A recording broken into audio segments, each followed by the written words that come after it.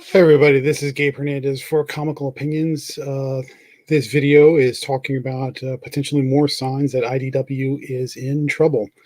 But before we get started, if I could remind you, please subscribe to the Comical Opinions newsletter. Once a week, every week, I'll put out an in-depth article that goes over one of the topics that we cover in one of the videos over the week, whichever seems to kind of resonate most with people who are listening. And hopefully you'll find it interesting and give you something to think about or talk about. And it's completely free. All you have to do is go to the link that's down in the description, subscribe, and you'll get access to all the newsletters, including my latest. Politics have always been in comics, but that's not the problem.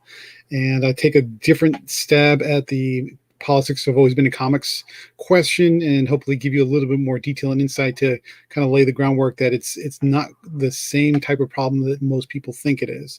Once you kind of dig into the history, there's definitely more to it.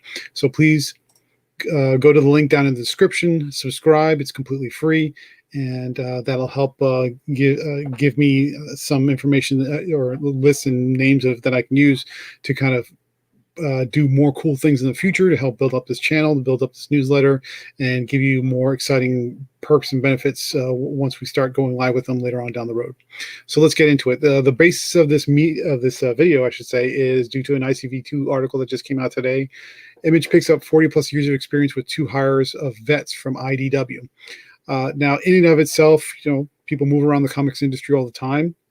There's nothing particularly weird or unusual about that, but there are a couple of nuances to the story that are not immediately clear that I want to talk about a little bit, and you let me know if I'm off base, but this is just my opinion, which is the point of the channel, to figure out what's going on here. So just going through the article, and the link to the article is down in the description as well.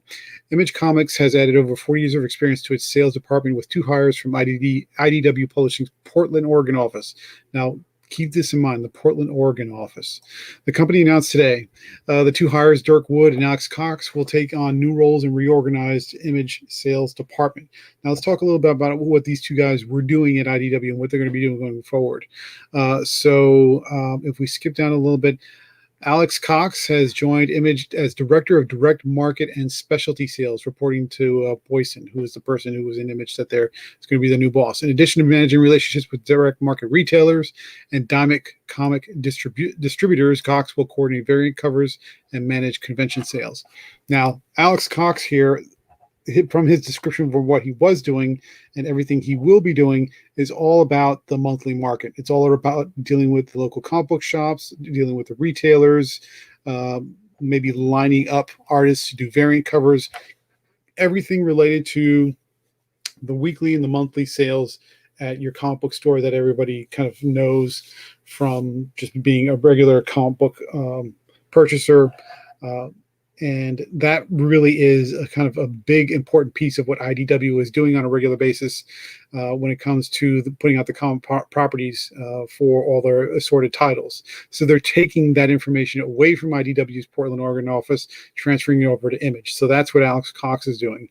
If you move down over a little bit down to Dirk Wood. Here we go. Dirk Wood will join Image in September as Director of International Sales and Licensing.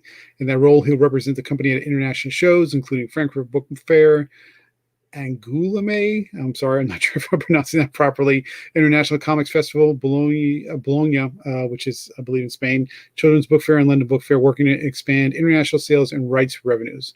Okay, so what does that mean? That's a whole lot of big words. What that really means is licensing, which means getting the permission, financial permission for IDW to make comics, graphic novels, and what have you, based upon properties that other people have created.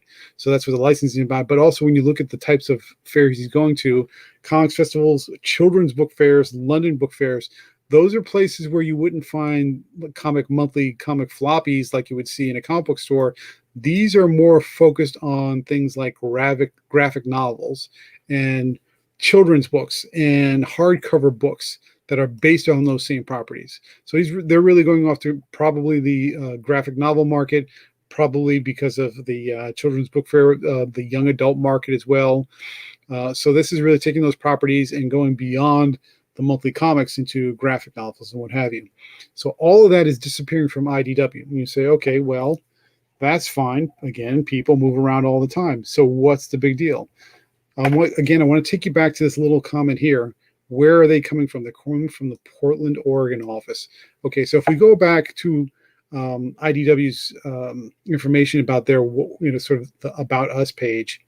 Let me bring that back here. They are mostly centered in California is where most of their, here we go. IDW is headquartered in San Diego, California, and with offices in Stamford, Connecticut, and Studio City, California. Notice the Portland, Oregon office is not even listed on their website anymore. The Portland, Oregon office is also a very new creation. If we go back to the news of when that was announced, that's not it. That's it. Comics publisher IDW is opening an office in Portland. This is from 2016. So the office has only been in existence for, at best, 3 years to 3.5 years.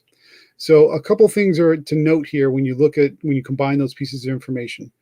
They're losing 2 fairly senior sales folks, one who's in charge of the monthly floppies, variant covers, all the special programs that are related to getting comic books and comic book stores and local and retailers on the monthly basis. The other one who knows international sales, knows international licensing, and also knows how to do the major book deals for graphic novels in the YA market probably as well, which is if you go back to the Comic-Con numbers that were released earlier this year, those are the biggest chunks of what's going on with growth within the comic book market. Second, I think, to just manga increases in manga sales. So they're poaching 2 high-powered folks from the Oregon office. If you go to IDW's website, they don't even list the Oregon office. The Oregon office has only been in existence for 3 years, maybe less.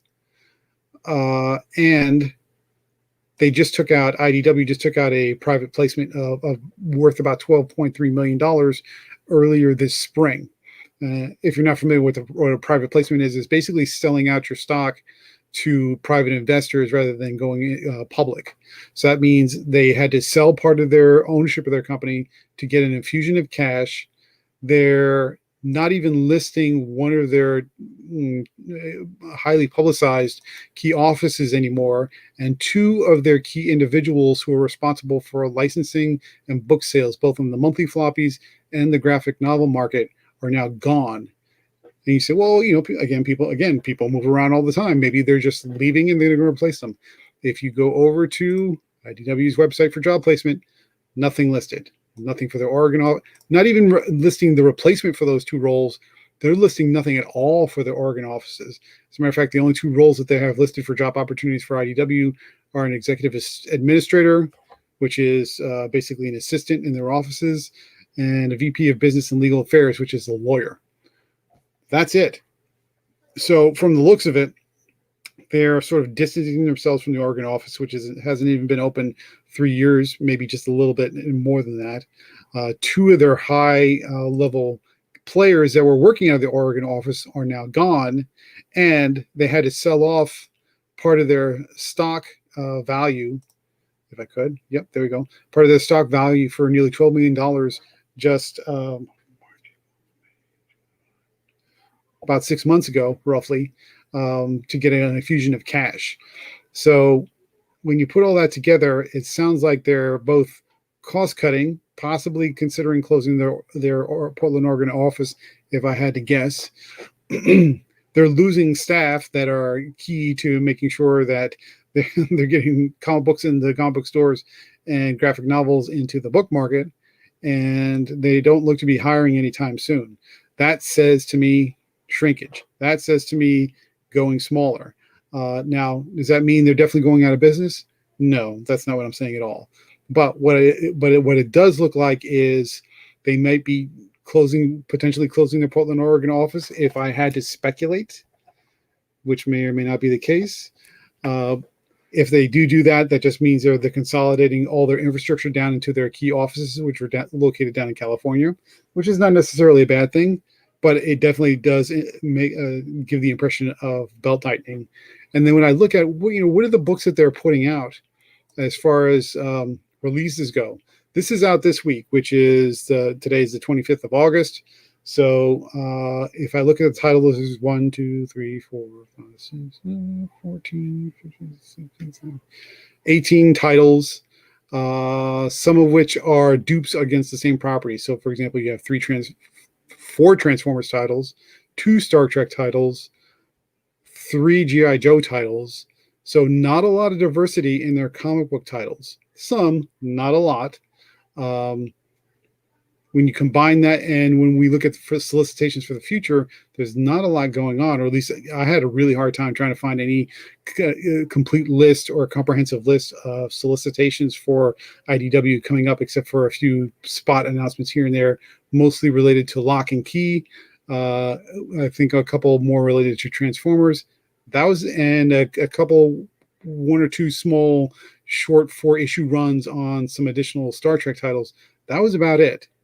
So not a lot going on there when it comes to the comic book market.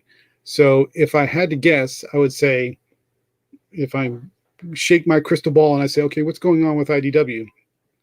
They're probably going to look at or think about closing the Portland, Oregon office. They're probably going to reduce their titles down to a few key single-digit runs, 3-issue, 4-issue runs, and then maybe start focusing on shifting those titles over to the graphic novel collections, maybe some trades, and that's about it. Does that mean IDW is closing anytime soon?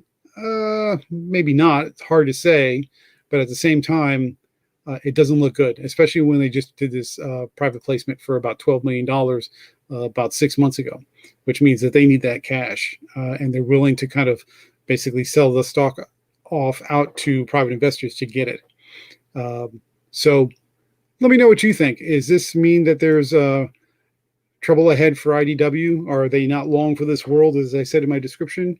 Or am I overthinking it? Am I putting too much stock into a single article that just mentions some salespeople? I don't think so. I think there's more to it than that. I think this is harbinger of dark days for IDW. Maybe they go just to the IP only route and they just use it to create graphic novels.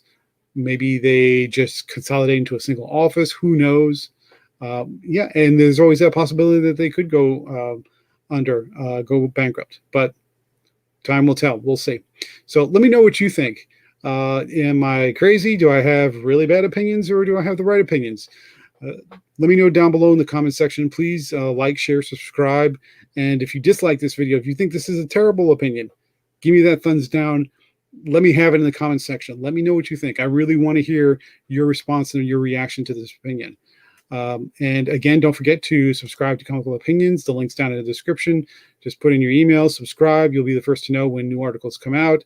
And I can also use that subscription to help build this channel out and hopefully get you some cool stuff that you won't get anywhere else for free. That would be something that I really like to do for you if you'd be so kind as to subscribe to the newsletter and also subscribe to the YouTube channel as well. So this is Gabe Hernandez for Comical Opinions. Thanks for your time and have a great day.